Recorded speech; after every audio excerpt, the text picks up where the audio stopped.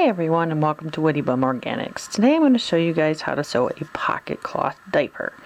And we're going to be using the Woody pocket opening in this one when you go to turn and top stitch.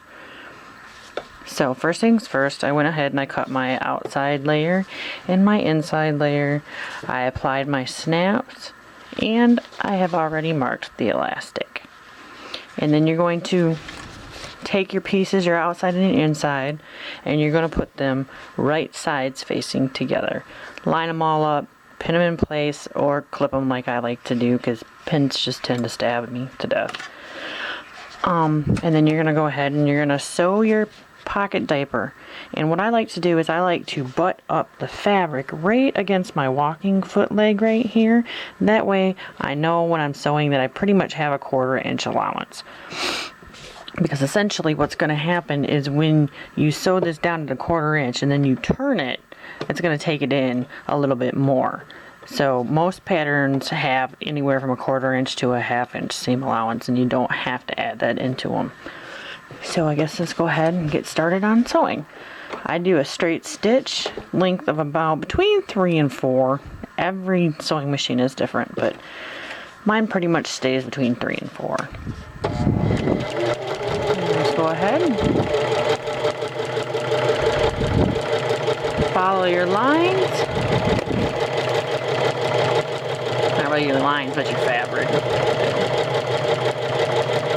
and try to keep your fabric from shifting, which is really fun to do with micro fleece. I'm going to take this up. I'm going to kind of slow down because I want to curve around here.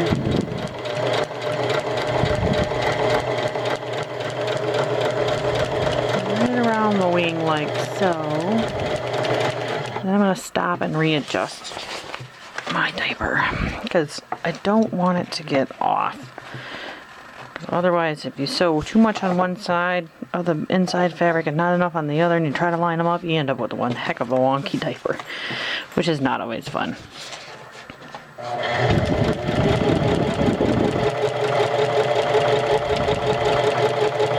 And I'm not pushing or pulling this fabric through. I'm letting the sewing machine take it itself, which is why it's kind of nice to have a walking foot. You don't have to have a walking foot, but what the walking foot does is it feeds the fabric from underneath and on top and keeps them pretty much even. Now, if you're going to be making like hybrid covers and using materials like crushed pane and slippier materials, I definitely suggest a walking foot. You don't have to have one though, but it makes your life a lot easier. Follow that around and remove this one here. And you're going to finish stitching all the way around your diaper. Now some patterns will have the snaps kind of close to the seam allowance and the seam.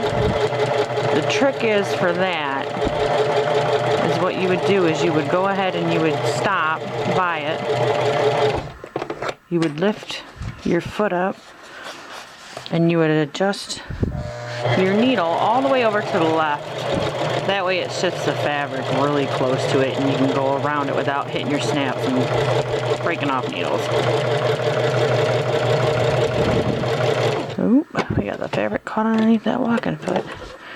I don't like that. And make sure everything's lined up before you go around your curve.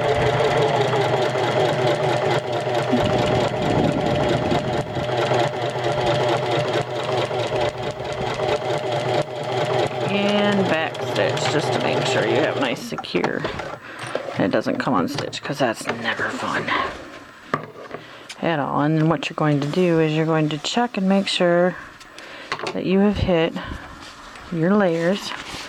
Like see right here, I cut a little close and I did not catch that. So what you do is you go ahead, put it back in, follow your original sewing line, and sew around it. It's on the inside, so nobody's gonna see it, so definitely don't worry about it. There. And then you're going to go ahead and you're going to trim any excess off around your diaper. Now, if you're going to make a diaper, ouch, whoops, that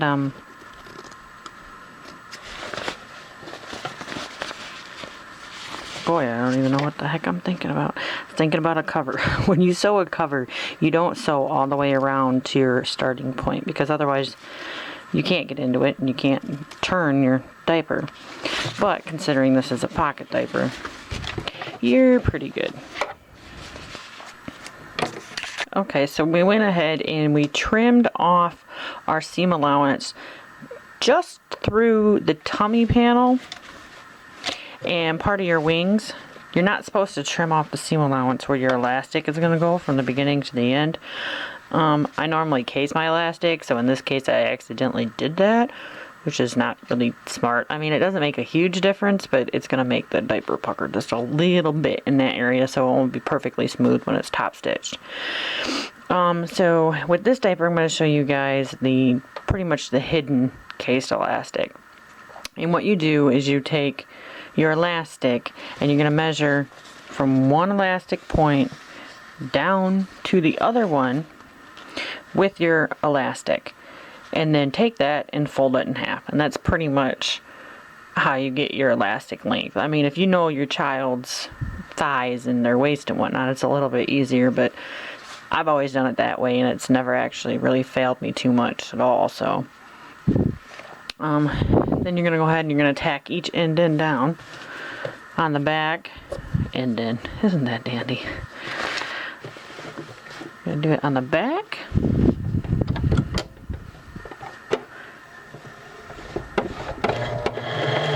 And you just go forward, and then I hit it in reverse and go back over it, and I run it over a few times. That way I know it's tacked down.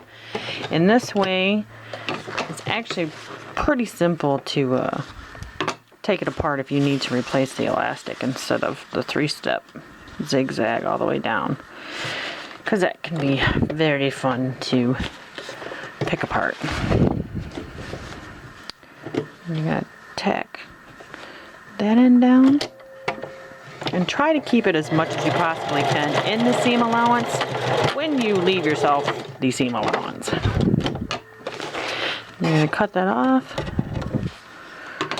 and you're going to go ahead and turn it through your pocket opening.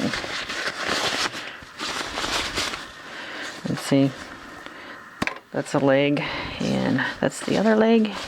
Actually, that's the top of the diaper, but there's the other leg. Now, and then you're going to turn it and flip your diaper inside out. Make sure everything is caught and sewn. You don't want any little holes popping up on you.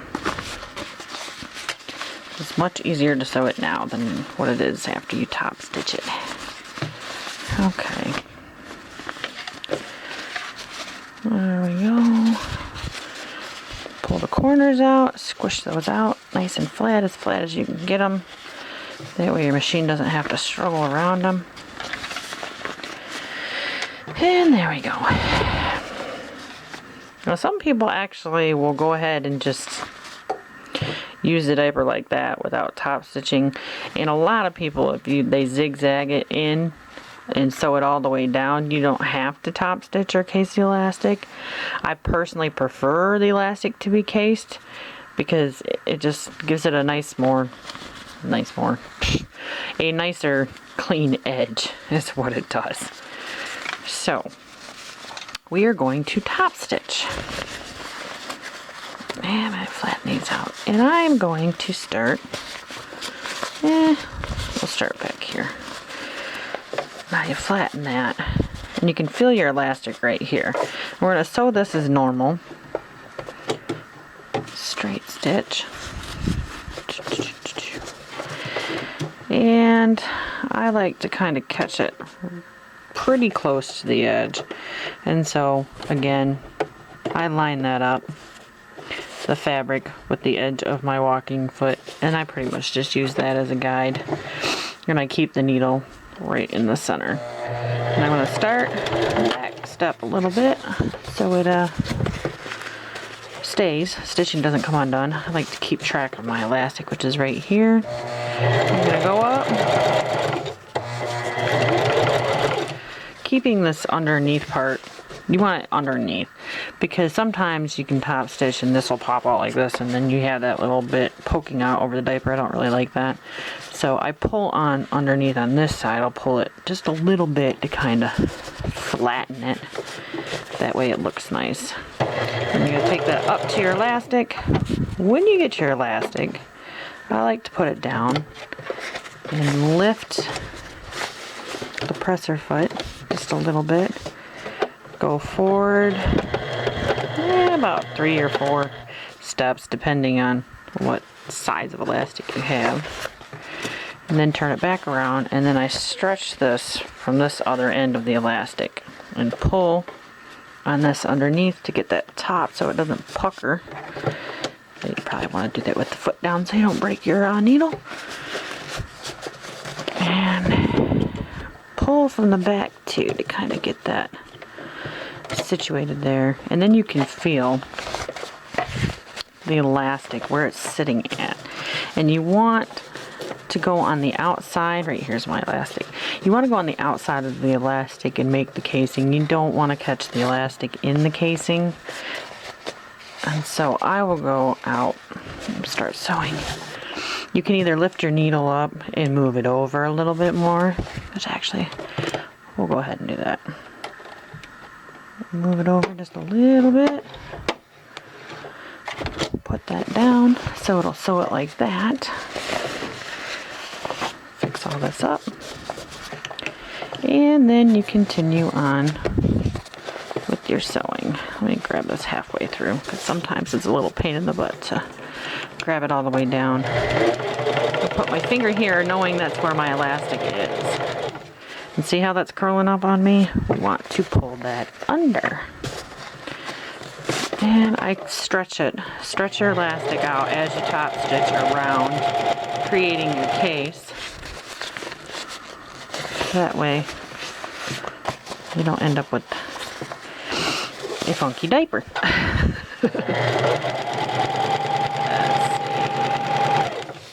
And see, right here, I can see that does that little dip right there. And that's because I didn't sew it in seam allowance and I cut it off. Now, if you were to sew it in the seam allowance, you wouldn't have that little dip right there. Alright, go ahead and stretch that. And then you can sew it back up to where you were. And finish top stitching around the diaper. And notice how my bottom is getting stuck out. I don't like that.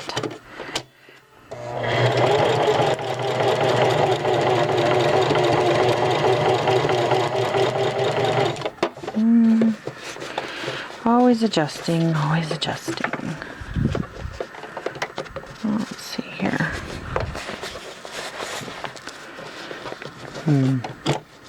That little curve there. There we go. All the way down to the elastic. Come out a little bit. And adjust.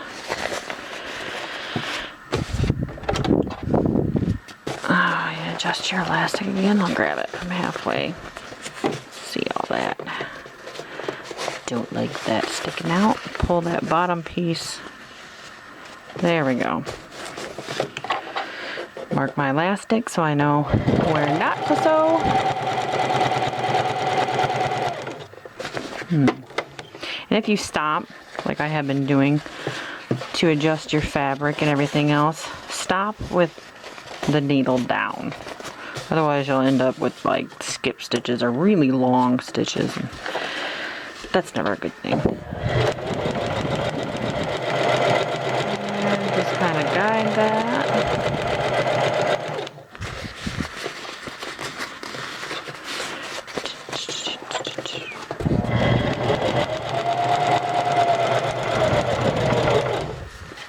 And we're at the of our elastic again. And this is where that trick with moving the needle over comes in handy, because these snaps are kind of close to the edge and top stitching.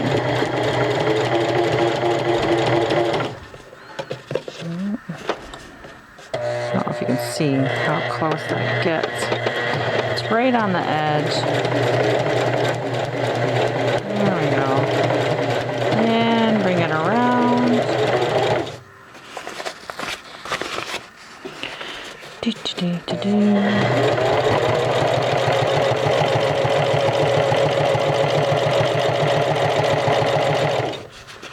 Tuck that under a little bit.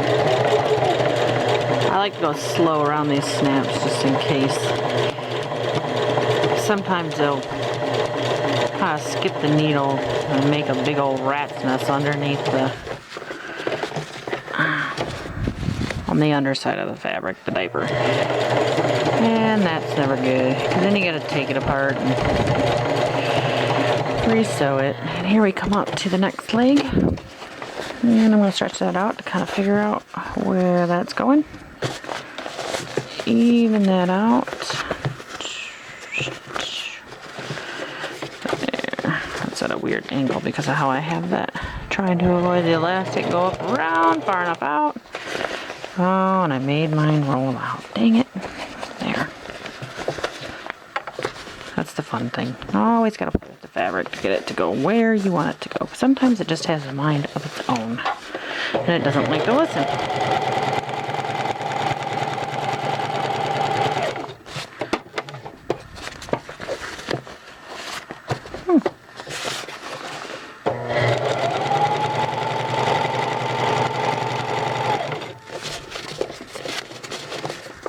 I flatten that wing out. Come back in.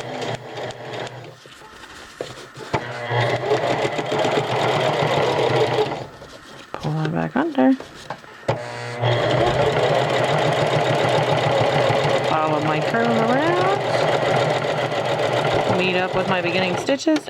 Back stitch so it doesn't come undone. Go forward and back. You don't have to, but I like to do it just for the security. And then you cut off your little extras.